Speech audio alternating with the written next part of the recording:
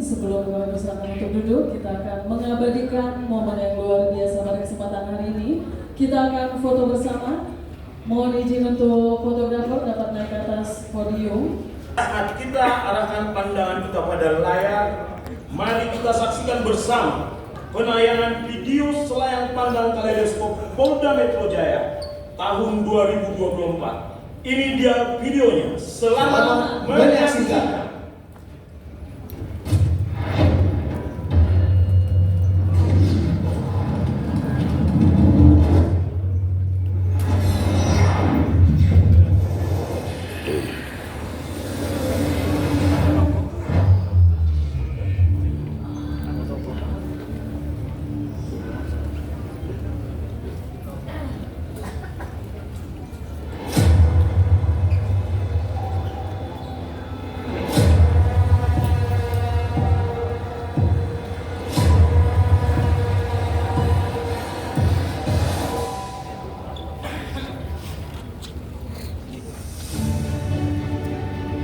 Jakarta, kota yang tidak pernah tidur, membutuhkan keamanan dan ketertiban yang optimal.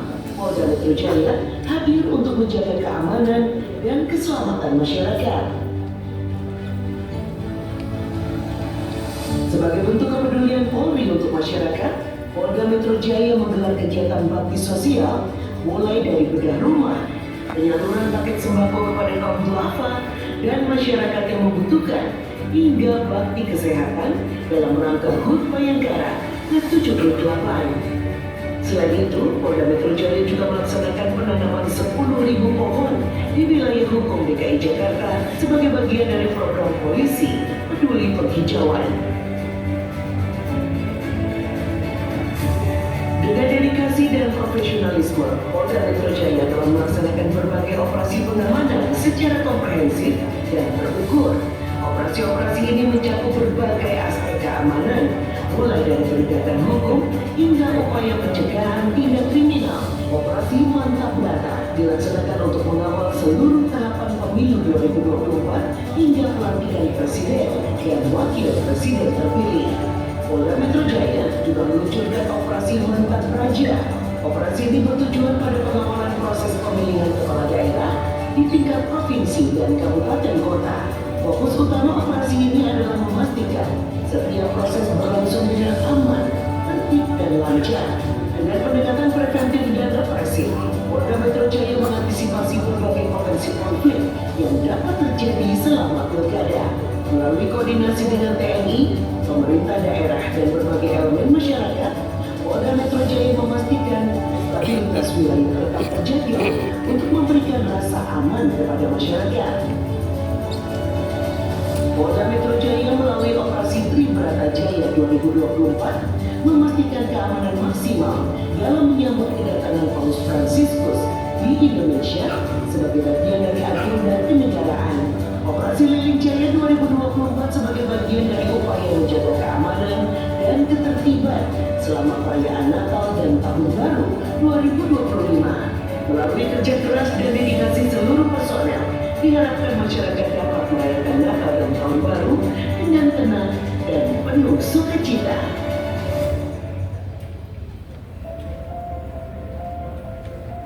Dengan visi melindungi, mengayomi, dan melayani masyarakat, Polda Metro Jaya berkomitmen mendukung program Asta Cita pemerintah untuk menciptakan situasi Jakarta yang aman, sehat, tertib, adil, dan cita-cita. Pengungkapan kasus judi online yang melibatkan pegawai Kementerian Komunikasi dan Digital atau Komdigi menetapkan 28 tersangka dalam kasus website perjudian online, termasuk 9 oknum pegawai Kementerian Komunikasi dan Digital atau Komdigi. Polisi berhasil menyita uang tunai sebesar 167 miliar rupiah serta berbagai aset lainnya, termasuk mobil dan lukisan sebagai barang bukti dalam pengungkapan ini. Terdapat juga individu yang terlibat dalam perdagangan orang atau TPPO dengan modus mail order bride atau pengantin pesanan di wilayah Pejaten dan Cengkareng. Dalam kasus ini, para tersangka menikahkan wanita warga negara Indonesia atau WNI dengan pria warga negara Cina demi meraup keuntungan. Polda Metro Jaya menangkap 8 tersangka, termasuk satu warga negara asing asal Cina atas kasus impor ilegal dan pemalsuan produk elektronik, makanan, kosmetik, dan pakaian bekas dengan total kerugian mencapai 12 sampai 13 miliar rupiah. Ini merupakan bagian dari program Asta Cinta Bapak Presiden nomor 7, yaitu memperkuat reformasi politik, hukum, dan birokrasi, serta memperkuat pencegahan dan pemberantasan korupsi, narkoba, judi, dan penyelundupan. Dalam upaya memperkuat ketahanan pangan di wilayah ibu kota dan sekitarnya, Polda Metro Jaya berkomitmen mendukung berbagai program pemerintah dan masyarakat.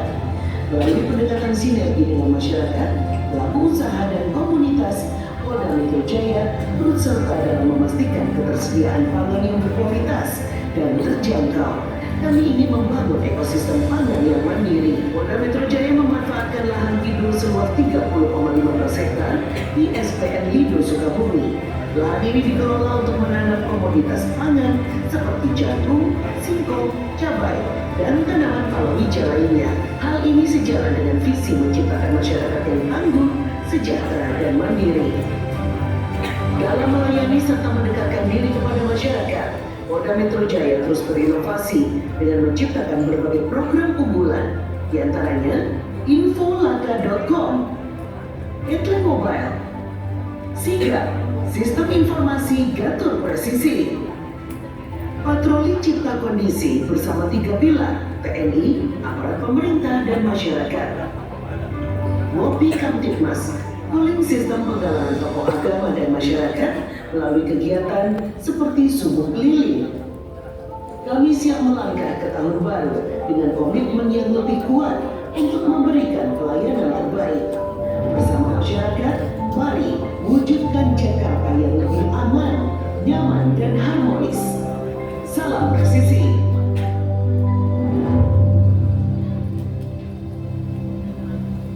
Berikan tepuk tangan yang meriah untuk semua prestasi dan kinerja yang telah dilaksanakan dan dicapai selama tahun 2024 Polda Metro Jaya. Baiklah Bapak Ibu yang kami hormati, baru saja kita saksikan bersama selayang pandang Bioskop tahun 2024 Polda Metro Jaya. Tentunya pencapaian dan kinerja Polda Metro Jaya selama 1 tahun ini didukung juga oleh semua stakeholder terkait di wilayah DKI Jakarta, tokoh agama, tokoh masyarakat itu sendiri, serta rekan-rekan media dalam mewujudkan Kamtibmas yang kondusif. Sekali lagi boleh berikan tepuk tangan yang paling meriah atas semua prestasi dan kinerja yang telah dilaksanakan dan dicapai selama tahun 2024 oleh Polda Metro Jaya. Baik, selanjutnya kami mengundang dengan hormat Bapak Kapolda Metro Jaya, Inspektur Jenderal Polisi Karyoto SIK untuk menyampaikan rilis akhir tahun 2024 Polda Metro Jaya. Kami persilakan.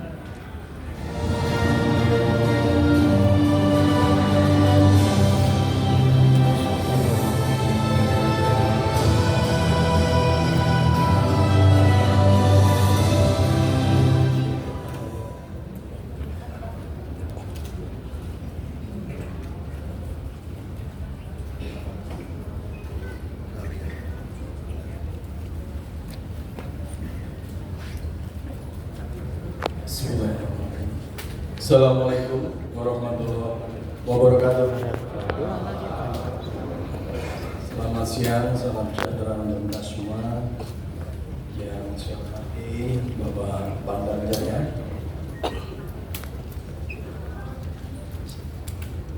beserta jajaran, dan saya hormati PJ Gubernur atau yang wakili, yang saya hormati Kepala Kejaksaan Tinggi DKI Jakarta yang wakili, Kepala Pengadilan Tinggi DKI Jakarta yang wakili, Ketua Kompolnas yang wakili, Wakapolda Metro Jaya beserta para BJU dan Kapolres jajaran, Forum Kemitraan dari Kamtibmas Polda Metro Jaya, para ketua pimpinan media serta jajaran, dan hadirin tamu undangan yang berbahagia.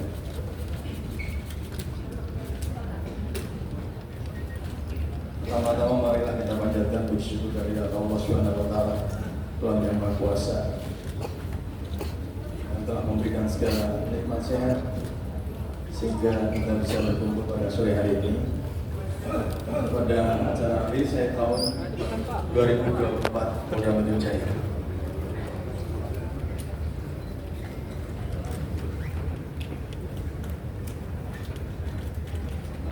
Sebelum saya memulai, tentunya berbagai macam inovasi, berbagai macam kinerja, dan sebagai pertanggungjawaban kepada publik, kami Kepolisian Daerah Polda Metro Jaya yang dalam hal ini adalah bertindak sebagai tangan dari pemerintah DKI Jakarta bersama-sama stakeholder lainnya berupaya menunaikan tugas pokok sebagai pelayan, pelindung, pengayom, dan penegakan hukum. Duduk, motornya duduk. Wiyanti duduk. Kegiatan ini tidak bisa dilakukan sendiri, namun secara bersama-sama kita berkolaborasi di dalam mewujudkan situasi keamanan, ketertiban masyarakat sebagai suatu prasyarat pembangunan. Sebagai implementasi dari program pemantapan Kamtipmas, Polda Metro Jaya beserta jajaran melakukan upaya yaitu bersinergi dan berkolaborasi dengan TNI dan Pemda dan stakeholder yang ada di dalam kehidupan bernegara bersama-sama mengurangi tindak kriminal yang terjadi dengan melaksanakan operasi kegiatan kepolisian aktif maupun operasi khusus terpusat dan kewilayahan. Beberapa operasi yang telah dan sedang dilaksanakan yaitu Operasi Keselamatan Jaya 2024 yang melibatkan 2.659 personil, Operasi Pekat Jaya 2024 yang melibatkan 2.939 personil, Operasi Ketupat Jaya 2024 yang melibatkan 4.105 personil, Operasi Patuh Jaya 2024 yang melibatkan 2.938 personil, Operasi Nila Jaya 2024 yang melibatkan 500 personil, Operasi Tribrata Jaya 2024 melibatkan 2.349 personil, Operasi Bina Kusuma Jaya 2024 melibatkan 1.563 personil, Operasi Zebra Jaya 2024 melibatkan 6.182 personil, Operasi Sendak Jaya 2024 melibatkan 2.939 personil, Operasi Mantap Praja 2024 melibatkan 19.176 personil, Operasi Sikat Jaya 2024 melibatkan 2.348 personil, Operasi Mantap Brata 2023-2024 melibatkan 19.176 personil, Operasi Lilin Jaya 2024 melibatkan 4.771 personil. Perkembangan situasi Kamtipmas, jumlah kejahatan atau crime total sebanyak 58.055 perkara, mengalami kenaikan atau peningkatan 2% atau 898 perkara dari tahun 2023. Jumlah persen perkara crime clearance sebanyak 40.750 perkara, mengalami penurunan 3% atau 1.200% dari tahun 2023.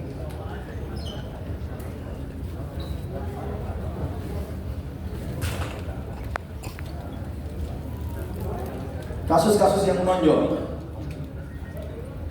1. Direktorat Kriminal Umum Polda Metro Jaya, fidusia, penggelapan kendaraan ke Timor Leste, kasus pembunuhan anak selebgram Tamara Tias Asmara, pemalsuan surat plat nomor dinas Mabes TNI, pemalsuan mata uang senilai 22 miliar, judi online, oknum pegawai Komdigi, penemuan mayat tanpa kepala di Reskrimsus Polda Metro Jaya, pornografi anak, metrologi ilegal, kasus-kasus ekonomi, Ditres Narkoba Polda Metro Jaya, kasus laboratorium terselubung, Clandestine Laboratory, narkotika jenis MD-MB 4EN Pinaka yang berkaitan dengan jaringan internasional Cina, Jakarta, dan provinsi lainnya, kasus narkotika jaringan internasional Afghanistan Jakarta dengan barang bukti sabu 389 kg.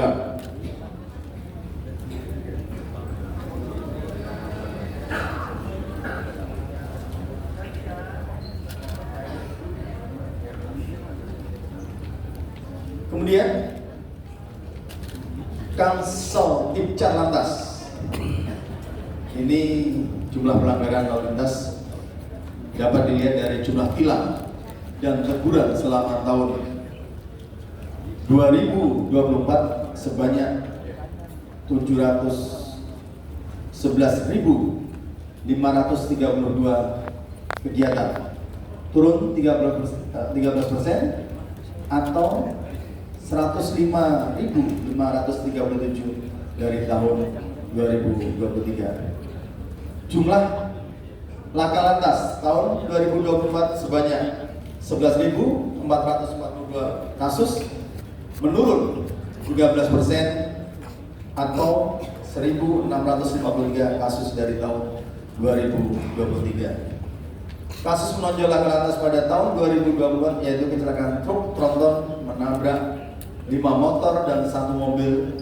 di tol Selipi, Jakarta Barat dengan korban meninggal dunia 2 orang dan korban luka 3 orang.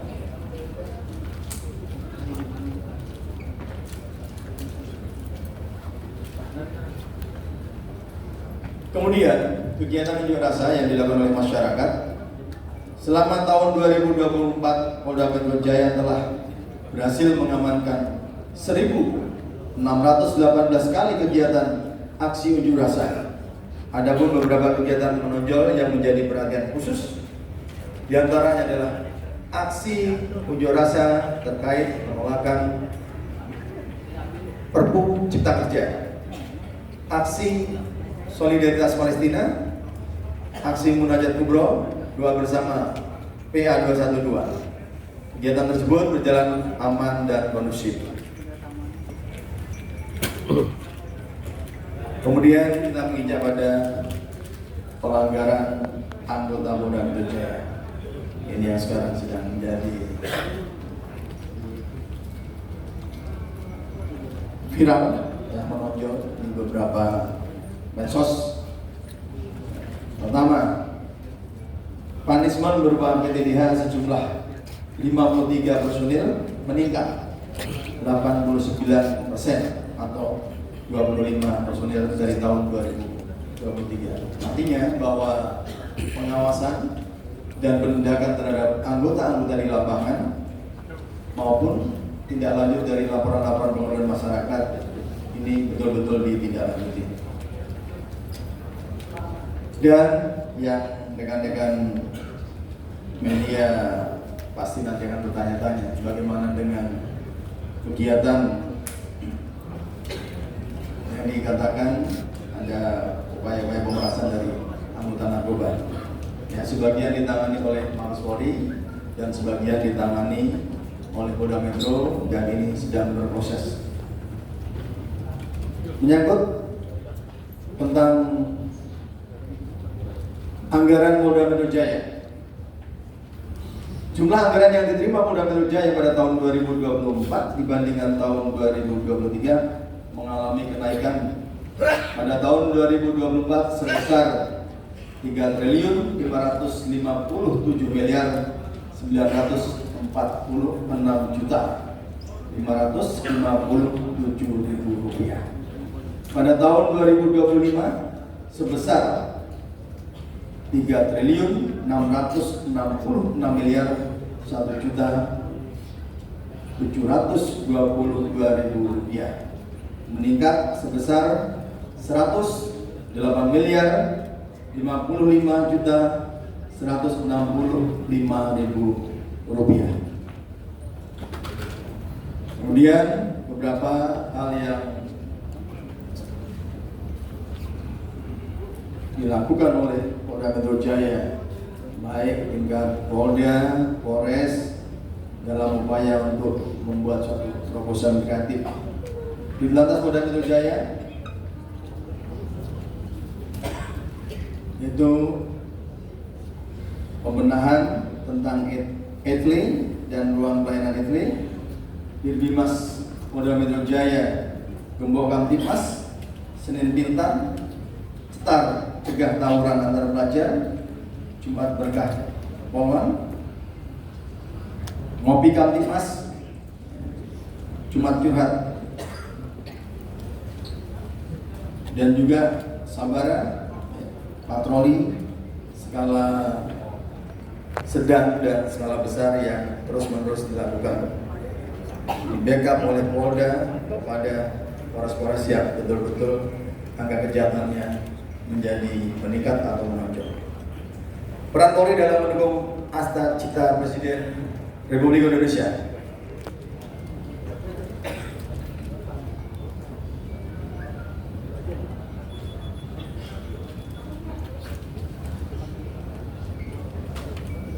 Dalam rangka mendukung Asta Cita Presiden Republik Indonesia, Polda Metro Jaya melakukan langkah-langkah yang baik dengan menggelar operasi kepolisian maupun kegiatan bakti sosial guna menciptakan situasi kamtipmas yang kondusif di wilayah hukum Polda Metro Jaya. Yang pertama adalah mengoptimalkan pencegahan dan penegakan hukum seperti korupsi, penyalahgunaan narkoba, perjudian, penyelundupan sumber daya alam, impor ilegal. Polda Metro Jaya juga melaksanakan kegiatan launching gugus tugas Polri dalam mendukung ketahanan pangan dengan visi Presiden Prabowo Subianto untuk mencapai swasembada pangan. Ini mungkin yang harus kita lakukan, harus ada kolaborasi dari pemerintah. Yang belum kita maksimalkan yaitu memanfaatkan lahan pekarangan untuk membantu para masyarakat kebutuhan-kebutuhan yang sifatnya pokok seperti sayur-sayuran yang dalam jangka pendek, cabai dan lain-lain, yang tentunya juga kita harus sinergikan. Kami, Polri, TNI, dan masyarakat yang antusias akan siap apabila nanti program ini betul-betul kita galakkan di masing-masing rumah tangga.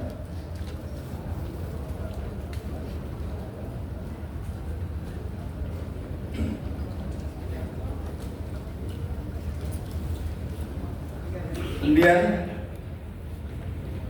laporan pengaduan masyarakat.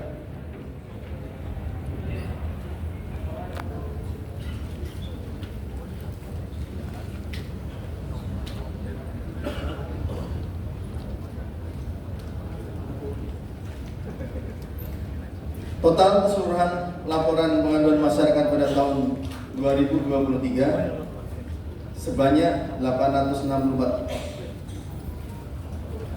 pengaduan, dan tahun 2024 sebanyak 760 pengaduan, turun 104 pengaduan atau 12%. Jumlah pengaduan masyarakat terhadap dugaan penyimpangan anggota Polri, PNS Polri terjadi penurunan pada tahun 2024 sebanyak 1.679 LP dibandingkan tahun 2023 sebanyak 1.876 LP. Maka terjadi penurunan sebanyak 197 LP atau sekitar 11%. Hal tersebut menunjukkan bahwa tingkat partisipasi dan kepercayaan masyarakat terhadap kinerja Polri Polda Metro Jaya semakin meningkat. Artinya, kepedulian masyarakat agar kinerja jajaran Polda Metro Jaya untuk lebih baik semakin meningkat. Karena apapun tujuan akhir daripada tugas pokok Polri, yang paling penting adalah terhadap pelayanan masyarakat dan kondisi yang diciptakan aman dan kondusif.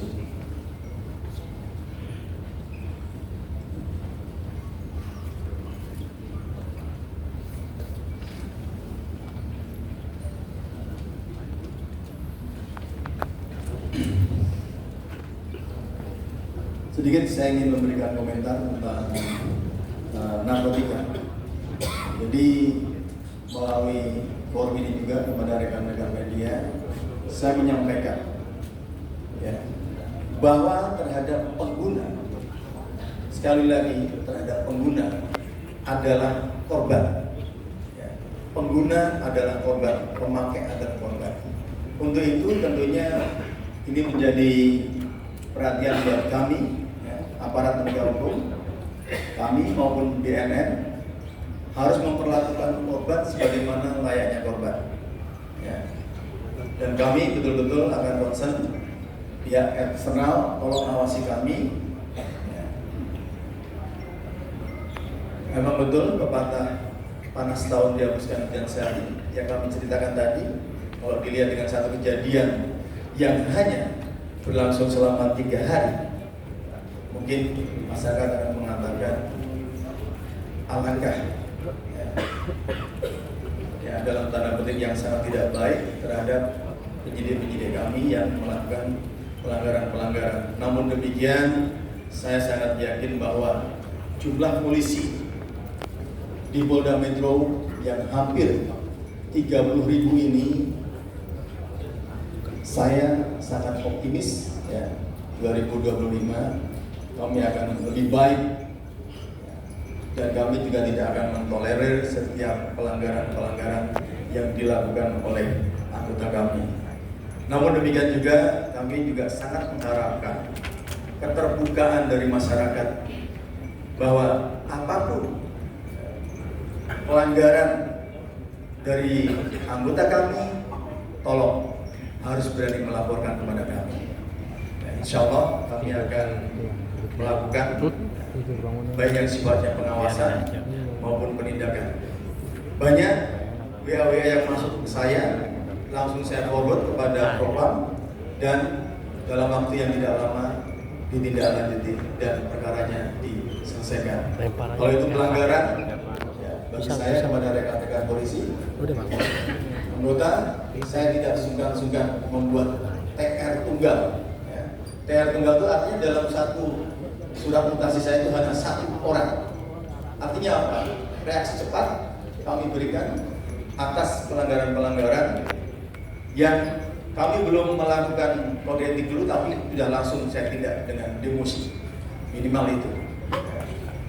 Jadi keterbukaan masyarakat untuk berani melaporkan. Ini adalah suatu wujud bahwa masyarakat memiliki kami. Kalau kami jelek, berikan kami kritik, berikan kami masukan. Insya Allah kami tidak akan berhenti untuk melakukan perbaikan diri. Dan terhadap apa yang sudah kami lakukan, mudah-mudahan masyarakat bisa memberikan apresiasi yang positif, dan terhadap pelanggaran-pelanggaran yang anggota kami lakukan, kami berjanji akan melakukan perbaikan-perbaikan, dan mudah-mudahan kembali 2025 Polri semakin baik, Polri semakin bisa mengerti, memahami tentang kebutuhan pelayanan yang dibutuhkan oleh masyarakat, dan akhirnya Polri semakin dicintai oleh masyarakat. Demikian yang saya sampaikan. Terima kasih. Wassalamualaikum warahmatullahi wabarakatuh.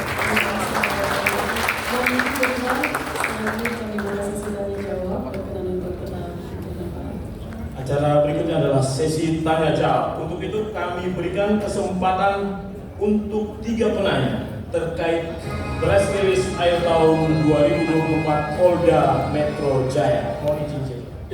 Mungkin kita batasi pakai waktu saja ya. Mau lebih dari 5 juga silahkan, karena kesempatan ini sangat bagus untuk memberikan feedback buat kami. Baik ya. Terima kasih Ya, Chair. setiap pertanyaan akan langsung saya jawab. Baik. Yang di ujung. Dari sini dulu Pak. Ayolah yang cepat lah, lari. Siapa yang maju? Assalamualaikum, izin Pak Kapolda, Amin dari Jakarta News. Tadi kita dengar paparan Pak Kapolda untuk tingkat kejahatan di Jakarta meningkat 2%. Kalau boleh kita tahu, untuk Polres dan Kapolres, mana yang paling tinggi tingkat kejahatannya? Dan mengapa di daerah Polres tersebut terjadi tingkat kejahatan yang tinggi? Mungkin itu aja Pak Kapolda. Terima kasih. Wassalamualaikum warahmatullahi wabarakatuh. Terima kasih. Langsung saya jawab. Kejahatan memang meningkat karena kalau dalam bahasa sangatnya crime is the shadow of the civilization. Bayang-bayang sebuah peradaban kalau semakin tinggi peradaban pasti akan semakin banyak. Artinya apa? Dimensi-dimensi baru juga muncul. Seperti dulu tidak ada undang-undang ITE, sekarang ada undang-undang ITE. Ya. Nah kemudian kalau kejahatan-kejahatan konvensional itu pasti banyak macam triggernya, ya, seperti ketika ekonomi sudah sulit, seseorang mau mencari jalan pintas, mencari pekerjaan di sana sini sulit, dia mencuri tabung gas tetangga, tetap aja itu tetap satu kejahatan. Walaupun dia agak ringan, mencuri tabung gas milik tetangga misalnya, atau mencuri beras di dalam sebuah toko, ya, artinya seperti itu. Kemudian daerah-daerah yang menjadi pantauan kami, karena setiap hari Senin dalam keadaan normal kami mengumpulkan semua Kapolres ya, untuk melakukan analisa dan evaluasi mana kejahatan timbulan yang paling tinggi. Ini kerjaannya Pak Karo menyajikan data ini Pak. 2 Polres yang menjadi ya, kelihatannya saya beberapa minggu nggak bergabung, tapi dari rata-rata kejadian yang paling tinggi adalah Polres Jakarta Timur dan Polres Jakarta Selatan. Ya, nanti bisa dilihat kembali ke belakang apakah memang jumlah penduduknya banyak dibanding misalnya Jakarta Pusat yang relatif lebih kecil wilayahnya. Ya, Jakarta Timur lebih luas ke arah Bekasi, ya, dan menyusul Bekasi Kota. Itu jumlah yang tertinggi kalau 2 Polres adalah Polres Jakarta Timur dan Polres Jakarta Pusat. Jawaban tepatnya nanti Karo bisa kita WA-kan. Misalnya rata-rata per bulannya berapa? Ya, itu saya cukup. Baik, terima kasih Jenderal. Berikutnya.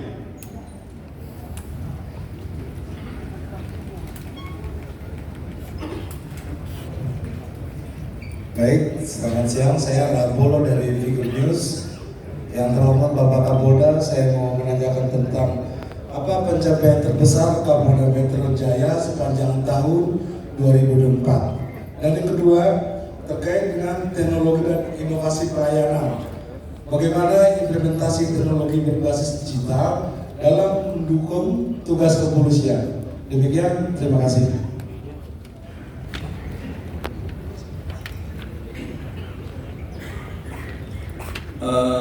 Satu hal yang kita melakukan sebuah pekerjaan dengan upaya yang betul-betul luar biasa adalah pengamanan Pilpres yang begitu cukup panjang, dan dibandingkan tahun 2019 dengan 2024, saudara-saudara semua bisa membandingkan. Ya ini semuanya kalau menurut saya ya, ini adalah pencapaian semua stakeholder, bukan hanya Polri, bukan hanya pemerintah daerah, bukan hanya TNI, tapi semua masyarakat sangat menginginkan bahwa Jakarta harus kondusif. Makanya kami pada saat itu mengencarkan program Ngopi Kamtipmas, Rembuk Warga, ya. Kami 3 pilar sama-sama turun. Cucuk terdepan adalah Babinsa, Babin Kamtipmas, Satpol PP untuk melakukan mempenetrasi. Saya ibaratkan kalau rumput kita bikin basah, dibakar pakai apapun tidak akan nyala. Ya, kalaupun nyala akan sebentar. Nah, itulah yang kita mengatakan kita berupaya menciptakan ekosistem yang betul-betul tidak mudah terbakar. Dan alhamdulillah selama capaian dari masa pendaftaran bulan Oktober sampai pada saat pemilihan bulan April sampai pada masa penetapan, unjuk rasa pun bisa terkendali dengan baik. Itu sebuah capaian yang luar biasa, bukan capaian Polri saja, ini adalah capaian semua, khususnya 3 pilar dan semua tokoh masyarakat stakeholder lainnya. Karena saya merasakan betapa ketika kita turun di sebuah pos kamling, ya, ketua RT turun, ketua RW turun, lurah camat turun, dan tokoh-tokoh juga mau berkumpul bersama-sama untuk saling mendengarkan, saling memahamkan, dan saling bersinergi untuk menciptakan situasi yang kondusif. Saya rasa itu. Kemudian memang di era sekarang ini beberapa program Polri ya seperti izin keramaian yang secara online. Ya. Bagusnya secara online itu ada limit waktu berapa hari harus selesai. Dan sebenarnya kalau semua kami yang di Polda, Mabes, Polres ini bisa betul-betul sudah online seperti SKCK dan lain-lain itu bisa dilaksanakan dengan mudah. Nah, hanya saja memang kita perlu memeriksa, jangan terburu-buru. Misalnya seseorang yang akan mencalon sebagai legislatif harus betul-betul teliti, kepala daerah dan lain-lain. Ya. Yang mudah-mudahan ke depan seperti kemarin yang lalu tilang manual menjadi momok. Sekarang jangan dikira tilang elektronik tidak menjadi momok. Ya, nanti para bapak-bapak ini harus hati-hati kalau tilang elektronik. Ya, tahu-tahu di foto depannya ada makhluk halus. Bahaya itu. Karena ada kejadian bisa bercerai gara-gara cepretan. Ya. Itu saya rasa untuk online memang kita terus berinovasi karena di tingkat pusat Mabes Polri ada namanya divisi informatika. Ini yang betul-betul ingin membuat segala sesuatunya dengan online, untuk cashless. Baik, yang ketiga silakan. Baik, terima kasih Jenderal. Terima kasih Pak Kapolda. Perkenalkan, saya Ilham dari 1. Pertama-tama saya mengapresiasi langkah Polda Metro Jaya penyidik dalam mengungkap kasus-kasus dalam 1 tahun terakhir. Namun kalau boleh memberi catatan, ada 1 kasus begitu yang masih luput, yaitu korupsi dan turunannya. Bapak Kapolda kan sudah lama di KPK, tentu sudah mengenal hal ini bahwa korupsi menyebabkan kemiskinan dan kemiskinan akan menyebabkan orang membunuh, berjudi dan sebagainya dan sebagainya. Dan berangkat dari situ ada beberapa kasus korupsi dan turunannya yang ditangani Polda Metro Jaya. Selain DWP, salah 2-nya adalah terkait pemerasan Pak Firly Bahuri dan juga Alexander Marwata. Nah, pertanyaan saya sederhana Pak, kapan 2 kasus ini akan dituntaskan? Saya khawatir kalau keduanya ini yang sudah berstatus tersangka ini digantung, maka orang yang ada di ruangan ini maupun orang yang tidak di ruangan ini akan menormalisasi sebuah kejahatan bernama korupsi. Terima kasih.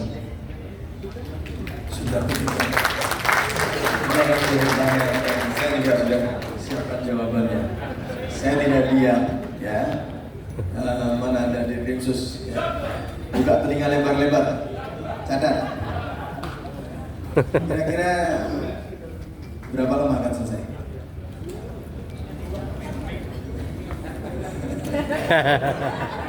Mik. Lari. Secara teknis tidak usah dijelaskan, tapi bahwa ini saya suruh berdiri atau tampilkan biar rekan-rekan tahu antara saya dengan dia connect, ya. Connect itu artinya ketika perkara ini belum selesai, ini tentang saya.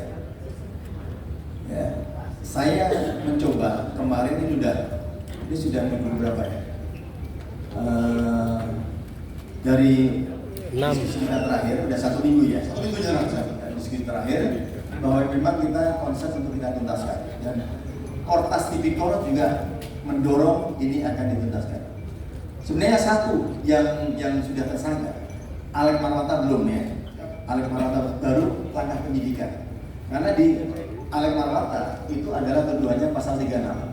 Pasal 36 adalah sebuah perilaku etik yang dikriminalisasi menjadi perbuatan pidana. Ya. Yang konsep pertama, kalau untuk Pak Firly ini hampir ada 2 perkara sebenarnya. Yang satu sebenarnya sudah tinggal memenuhi 47 kalau kita bilang antara formil dan material, ini lebih banyak sifatnya material dan itu hanya cross check, ya itu.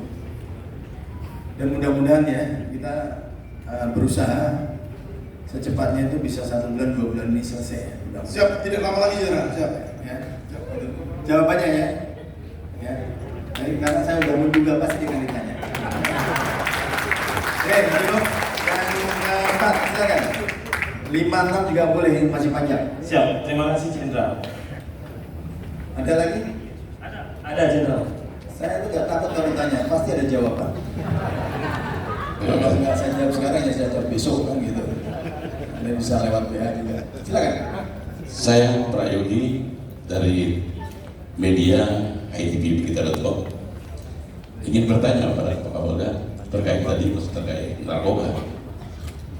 Kalau pengguna adalah sebagai korban, lalu kami juga melakukan satu telusuran dan informasi di belakang bahwa asesmen itu prosesnya seperti apa? Karena ada mereka yang bukan pengguna atau katakanlah sebagai dealer atau pengedar, justru ketika dia ditangkap berubah menjadi direhabilitasi gitu. Nah ini tentu ada proses tentang asesmen itu sebenarnya itu yang memberikan itu dan siapa-siapa saja yang bisa memberikan asesmen itu sehingga seseorang yang terkena kasus narkoba tersebut bisa dilakukan rehabilitasi atau dilakukan sebagai kriminal biasa kalau memang dia melakukan pengedaran begitu.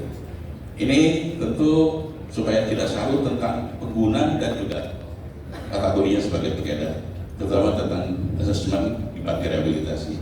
Demikian, terima kasih. Assalamualaikum.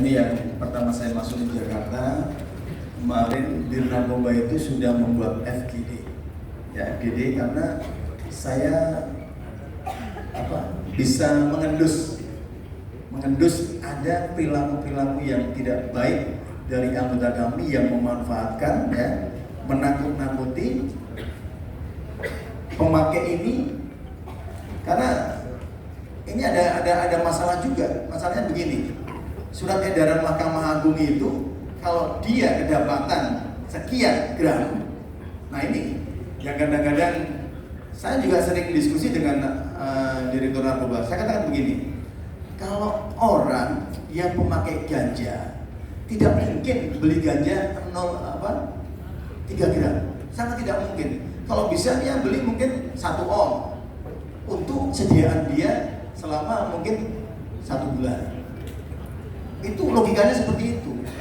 Tetapi kalau dia membeli sabu, misalnya kristal, 1 on, ya jelas duitnya sangat banyak. Karena 1 gram saja, kalau nggak salah pasaran 1 juta lebih. Kalau 1 on berarti kan 100. Kan nggak mungkin orang membeli narkoba 100 juta. Itu sangat-sangat apalagi pemakai dari kalangan ekonomi yang sangat terpaksa. Artinya dia menggunakan narkoba untuk suatu kepuasan diri atau pelarian diri, dan itu juga sebuah kecelakaan. Ya. Dulu Indonesia mengatakan Indonesia darurat narkoba, dan pada saat itu saya masih di BNN, pemerintah mencanangkan 100.000 rehab bagi pengguna narkoba. Sampai sekarang boleh dicek, nanti saya nggak bisa mengatakan tepat datanya berapa, tapi tidak pernah berhasil. Ya. Nah sekarang kita harus ada kerjasama antara masyarakat. Ya. Misalnya kita menangkap ada dalam suatu transaksi, karena setidak-tidaknya pengguna ini akan menjadi saksi bagi pengedar. Ya. Pengguna akan menjadi saksi bagi pengedar. Nah nanti akan ketahuan. Ya. Kalau semuanya berjalan sebagaimana mestinya, sesuai dengan prosedur, sesuai dengan kewenangan bahwa pengguna harus kita kategorisasi sebagai korban harus dilindungi. Ya. Nah, memang di sini ada SEMA yang mengganjal ini. Kalau saya sih sebenarnya lebih tidak terlalu peduli dengan SEMA itu, karena kita lebih menyelamatkan masyarakat yang terkena. Apalagi misalnya masyarakat yang terkena ini adalah generasi muda. Ya. Yang tua saja harus kita selamatkan, apalagi yang muda. Itu. Ya. Ini kita tinjaunya adalah keselamatan masyarakat adalah hukum yang tertinggi yang harus kita junjung. Walaupun di situ ada SEMA. Ya.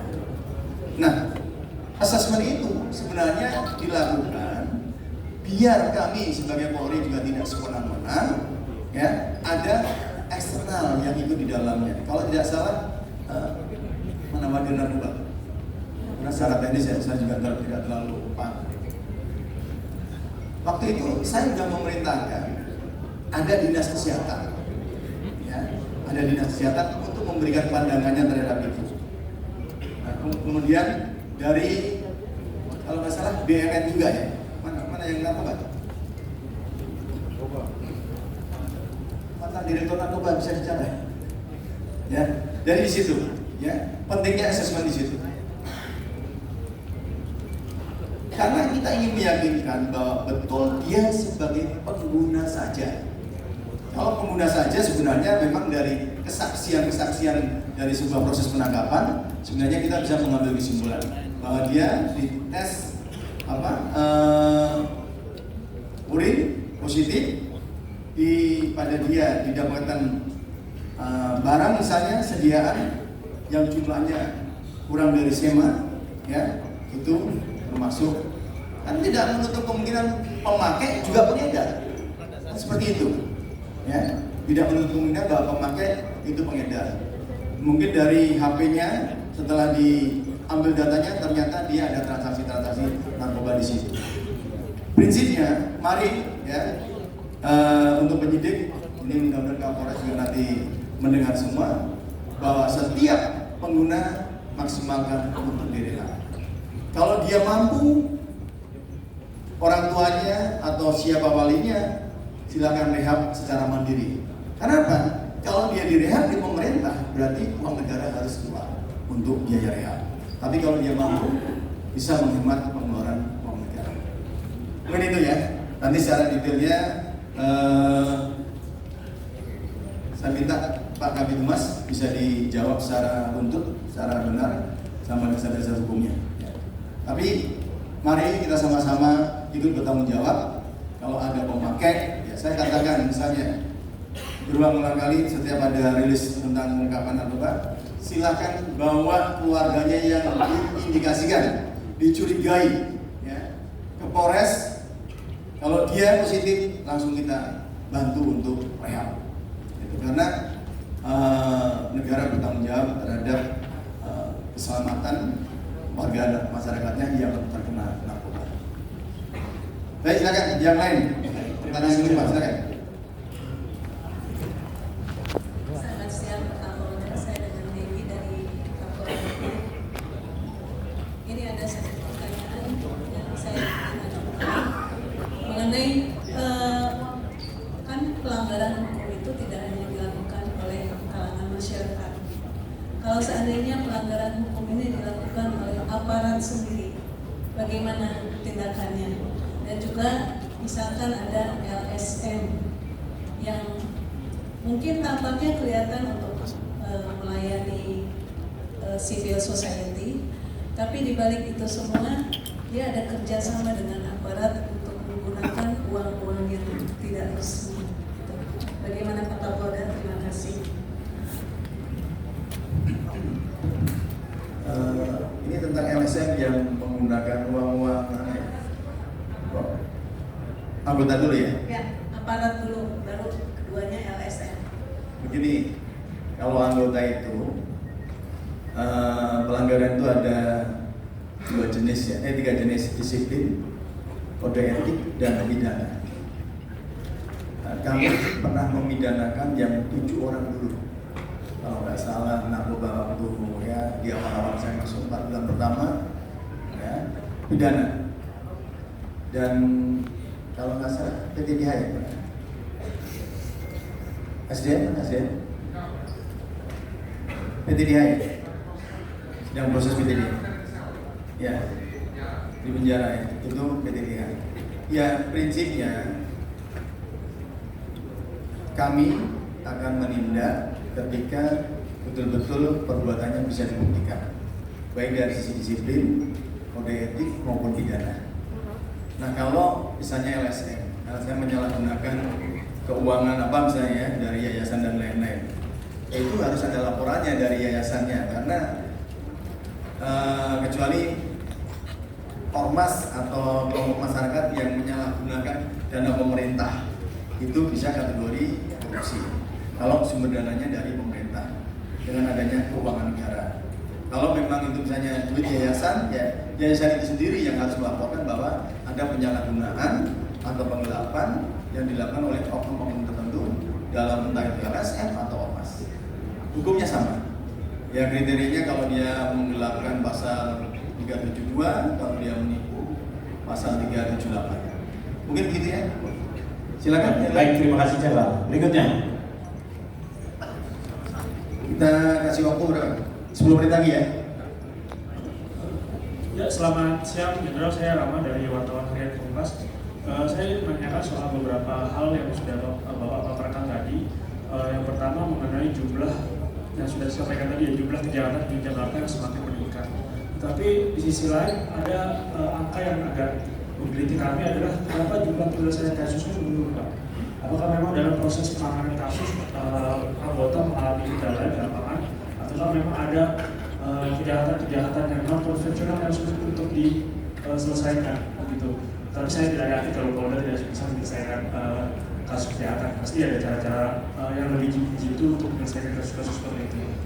Itu yang pertama ya, Pak. Yang kedua adalah mengenai kasus yang melibatkan korupsi, Pak. Ini suatu hal yang sangat luar biasa ya Pak ya, karena Polda Metro Jaya berani untuk istilahnya memeriksa instansi lain begitu dalam hal tindak pidana perjudian. Apalagi ini menjadi Komdiju merupakan garda terdepan untuk penyelesaian judi online, tetapi ada pengkhianat yang bahkan menggagalkan program pemerintah untuk pemberantasan korupsi itu sangat kami apresiasi Pak. Tetapi memang sudah ada 26 ya Pak ya, yang ditangkap dengan 9 diantaranya adalah pegawai Komdiju Pak. Tetapi kami ingin melihat dari sisi tindak lanjutnya Pak. Ini kan tidak mungkin mereka hanya bermain sendiri Pak. Ada pimpinan-pimpinan mungkin Pak ya, yang merestui tindakan-tindakan mereka ini Pak. Apakah Polda Metro Jaya berani seperti yang tadi Bapak bilang untuk kasus yang melibatkan pimpinan KPK sudah ada tenggat waktu gitu Pak.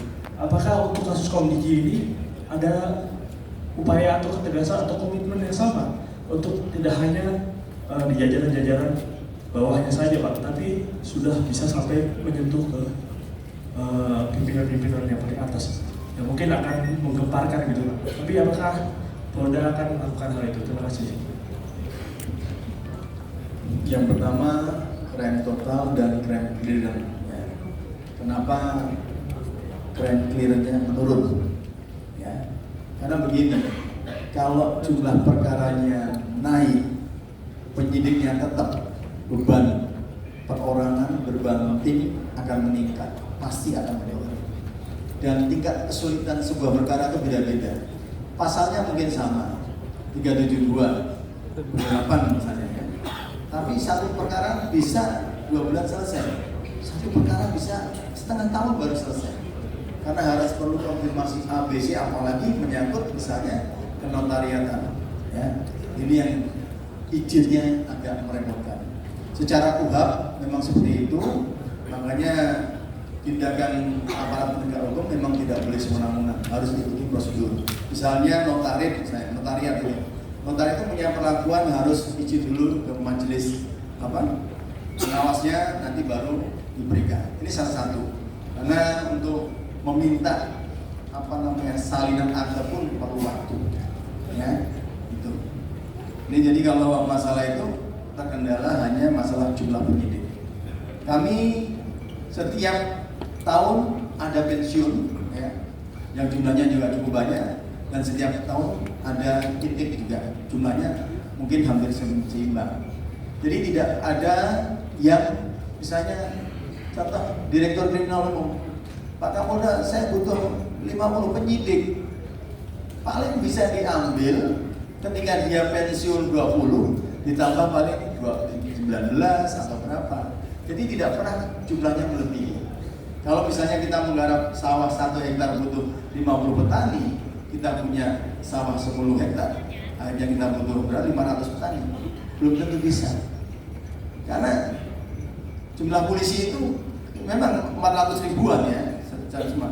Tapi antara pensiun dan yang rekrutmen baru hampir seimbang. Jadi nggak bisa menambah dari 400 ribu menjadi 500 ribu, tidak seperti itu. Ini kembali kepada kemampuan negara untuk penggajian dan lain-lain. Satu. Kemudian masalah memiliki, memang itu ada dua jenis tindak pidana. Yang pertama tindak pidana perjudian, yang satu sudah mulai mengarah ke tindak pidana korupsi, yaitu aparatur negara, ASN yang disuap oleh pihak eksternal untuk berbuat sesuatu atau untuk tidak berbuat sesuatu. Ya, memang saya tidak mungkin akan menceritakan bagaimana detail isi BAP.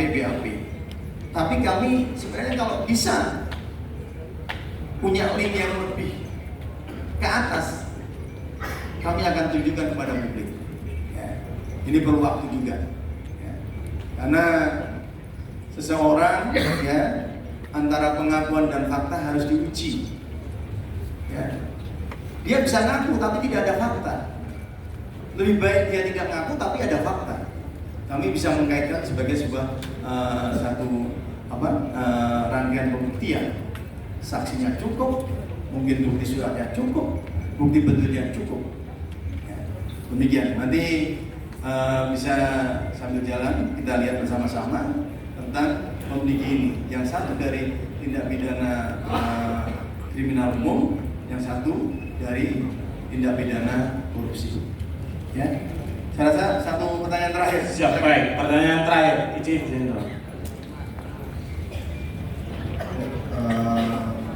saya Yogi dari Kompas.com mau bertanya soal yang kasus yang sedang ramai, soal pemerasan penonton DWP. Ini bagaimana langkah Polda untuk mencegah semacam pemerasan seperti ini tak kembali terjadi?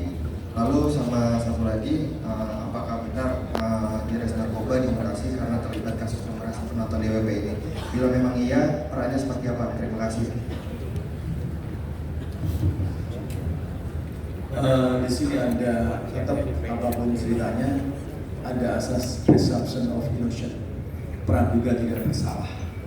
Dia dinyatakan bersalah apabila ada suatu proses persidangan ya yang mengkait dengan oknum Polri adalah kembali tadi saya katakan mungkin ya minggu depan Mabes Polri akan melakukan sidang terhadap beberapa pamen, karena kalau untuk direktur diambil alih oleh Mabes Polri. Kami Bambang yang kita tangani berapa?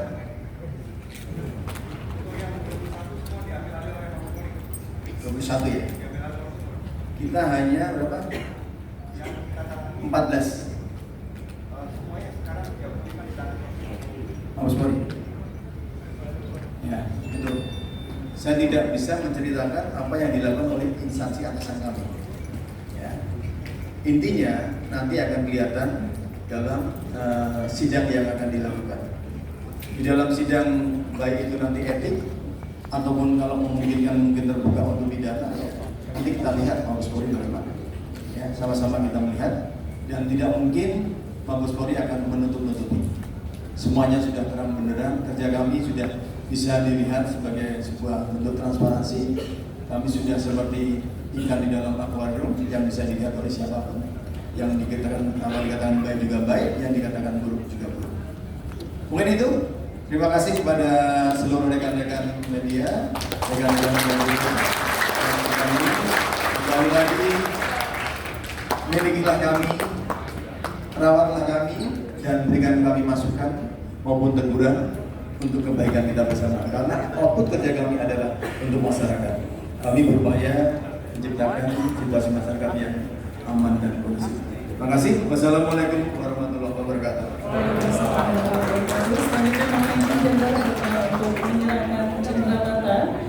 Kami mengundang dengan hormat Bapak Pangdam Jaya, PJ Gubernur DKI Jakarta, kemudian Ketua Kompolnas RI atau yang mewakili, dan mohon izin penyerahan cenderamata ini didampingi oleh Bapak Kabid Humas Polda Metro Jaya. Sekali lagi kami mengundang dengan hormat Bapak Pangdam Jaya, PJ Gubernur DKI Jakarta atau yang mewakili, selanjutnya Ketua Kompolnas RI atau yang mewakili, Wakil Ketua PWI DKI Jakarta dan Ketua Forum Kemitraan Religi Kamtibmas Polda Metro Jaya.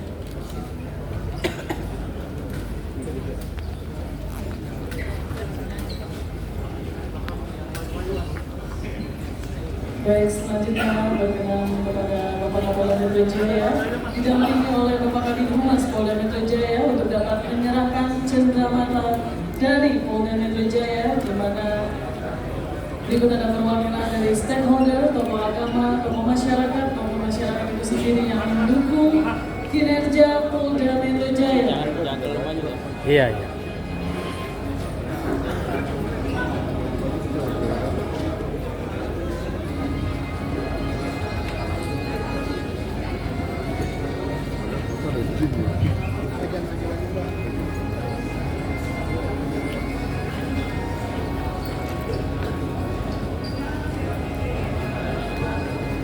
Baik, selanjutnya mohon izin untuk foto bersama. Kita abadikan momen yang luar biasa pada kesempatan hari ini, di mana Polda Metro Jaya tentunya bekerjasama dengan Bandung 1, 2, 3, 1, 2, 3. Baik, terima kasih Bapak Kapolda Metro Jaya, Bapak Pangdam Jaya, Bapak Kabid Humas Polda Metro Jaya, dan seluruh stakeholder yang Metro Jaya telah kita lalui bersama. Dan selanjutnya pada kesempatan kali ini kita akan menutup acara hari ini dengan bersama-sama kita menyanyikan lagu Bagimu Negeri. Hadirin dimohon berdiri. Ya, baru gue mau ngajakin si Bapak kalian lihat yang komplek kan bisa menang banyak gitu ya.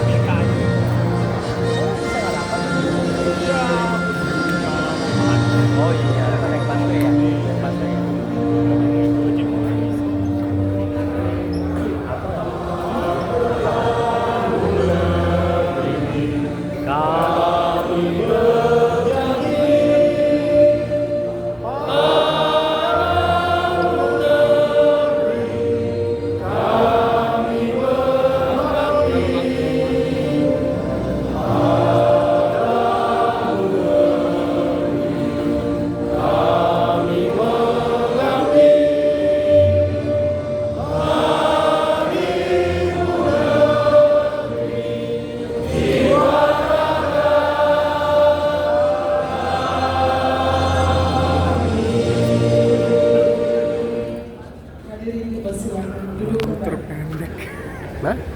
lagu terpendek. Baiklah Bapak Ibu yang kami hormati, demikianlah seluruh rangkaian acara rilis akhir tahun 2024 Polda Metro Jaya. Boleh berikan tepuk tangan yang meriah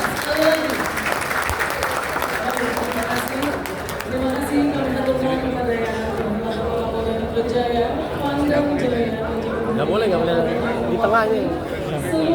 Nggak boleh di tengah katanya. Diri aja. Terima kasih atas kehadiran Bapak Ibu sekalian. Dan mohon maaf apabila ada hal yang kurang berkenan. Kami bertiga pamit undur diri. Oh, nggak boleh di tengah, nggak boleh di tengah. Wabillahi taufiq wal hidayah. Wassalamualaikum Jalur. warahmatullahi wabarakatuh. Pak Jenderal. Mantap Pak Karyoto, Pak Jenderal. Mana Pak Jenderal? Oh, masih di salam-salaman Pak Jenderal.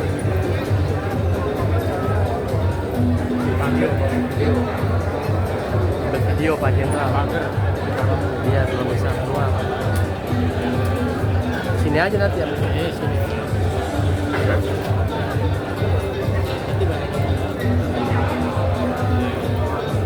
Tapi kan yang banyak yang dari minyak angin udah aman. Iya, sekarang. Iksan gue pikir dapat kata-kata.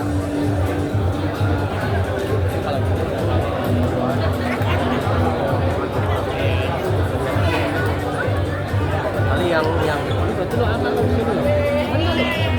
Itu masuk ini, masuk grup ini. Enggak masuk. Oh, boleh mas. Jangan masuk grup ini enggak? Keluarganya ini keluarga. Siapa? Bentar. Pak Jenderal mana? Pak Jenderal. Lewat banyak yang mau foto. Pak Karyoto loh. Foto-foto sama Pak Karyoto.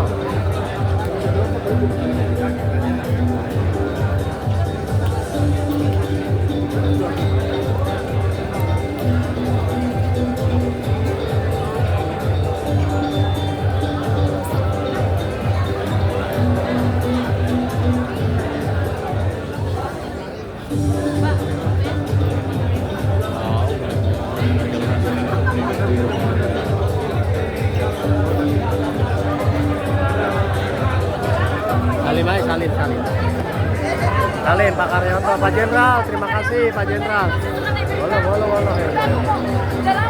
Waduh.